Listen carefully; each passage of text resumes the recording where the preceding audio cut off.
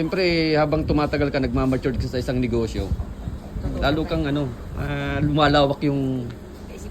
Oo. Paano pa yung... Kaalaman mo. Ito. So, what's up guys? Magandang araw po sa ating lahat. Ako po si Tenants Ray Rice.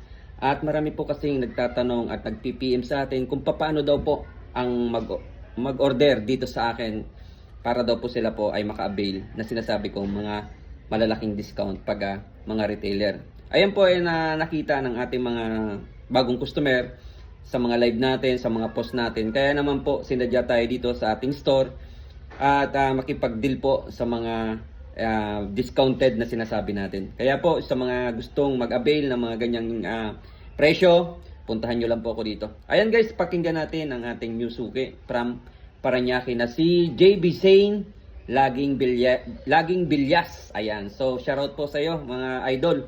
Diyan lang po yan sa unahan ng SM Bikutan. Ano po? So na-avail niya yung mga presyo natin para hindi na po siya pumunta sa mga malalayong lugar. So eto na nga at binigay natin yung the best price sa kanila. Kaya ay gusto natin na sila ay tulungan para sa kanilang bagong business. Ano po? So nagsisimula sila. At yan naman po ay talagang marami na tayo natulungan na mga retailer at ngayon po ay natuto na at sila na po ay nagsarili na. So shoutout po sa inyo yung mga ating mga natulungan natin na yan. Magandang araw po sa inyo. Ano? So pakinggan natin to sila kuya yung pumunta sa atin. Let's go. What's up guys? Magandang hapon sa inyong lahat at eto at meron tayong new suki dito sa ating store. Nag-order siya ng 10. Apat na klase, medium, XL, large, saka small. Uy, saging, talagang all R ano na. Grabe. So ito rin yung order niya na bachelor, pansarili daw nilang canteen. Tapos yung the rest naman ay pambenta. Ganun talaga mga negosyo, no? Talagang Lahatin. lahatin na. Diba? Talagang.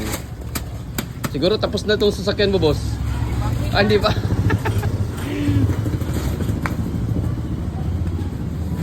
Dating kayo, nasa kumpanya rin. Tapos nag-build ng negosyo. Hindi. Siya. Kanya. Ako naman OFW. Yun, OFW. Tapos nakaipon.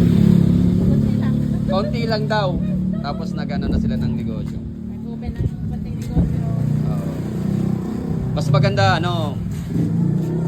katulad ko dati, nag-ano lang din ako, ganyan-ganyan, naghango-hango. Tapos, napag-aralan ko, ako na yung mismong kukuha sa farm para At least nakaka-discount. saka maganda doon kasi makakakuha ka ng discount na malaki kapag maramihan.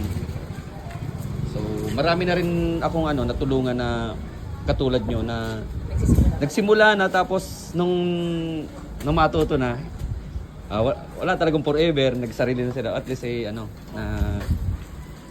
natutunan na nagkaroon sila ng idea at yun, ganda na ng nila ngayon sa pwesto, nakakuha na ng tindahan, ganun talagang kailangan ng yung sipag, tiyaga.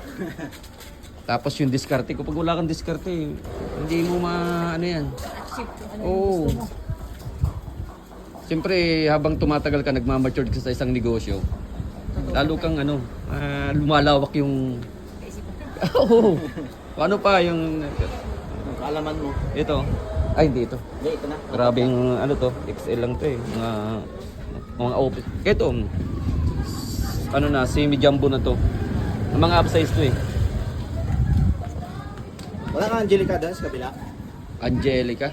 Yung Super Angelica. Wala, naubos na pala. Kahit bukas. Boss na rin. Wala. Sa Biyernes ang coding ko eh. Mga Sabado na boss. Daling tawag na lang kita. Tapos ano pang kulang yan? Wala na. Guys, napakinggan natin yung meron para tayong binigay sa lang idea and tips, no? Kung bakit tayo ay nagtatagumpay sa larangan ng business. Kailangan natin ng sipag, tiyaga at diskarte. Ano po? So ayan, so, sa mga gusto mag-avail at kung gusto nyo matuto rin sa mga ganitong larangan ng business, kontakin nyo lang ako at handa po tayong suportahan kayo. Okay? Ako si Tenants Ray Rice. Kung hindi pa kayo nakapalo sa aking profile page, pakipalo na po para more in negosyo tips and ideas. Maraming salamat po sa ating lahat. God bless you all.